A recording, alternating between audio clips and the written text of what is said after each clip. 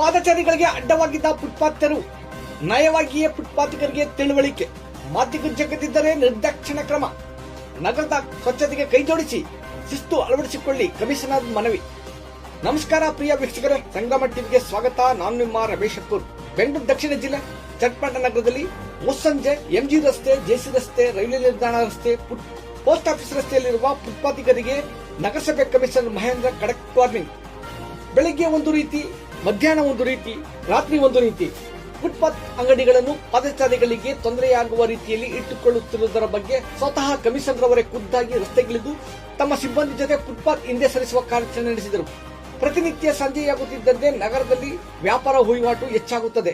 ಅಲ್ಲದೆ ನಗರ ಹಾಗೂ ತಾಲೂಕಿನಿಂದ 4,000ರಿಂದ 5,000 ಮಂದಿ ರೈಲು ಪ್ರಯಾಣವನ್ನು ಅವಲಂಬಿಸಿದ್ದು, ಸಂಜೆಯಾಗುತ್ತಿದ್ದಂತೆ ಸಾಲು ಸಾಲು ರೈಲು ಪ್ರಯಾಣಿಕರು ನಗರದಲ್ಲಿ ಸಂಚರಿಸುತ್ತಾರೆ.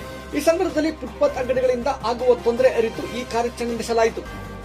ನಗರಸಭೆ ಕಮಿಷನರ್ ಮಹೇಂದ್ರರವರ ಕಾರ್ಯಾಚರಣೆಗೆ ನಗರದ ಜನತೆಯಿಂದ ಪ್ರಶಂಸೆ ವ್ಯಕ್ತವಾಯಿತು.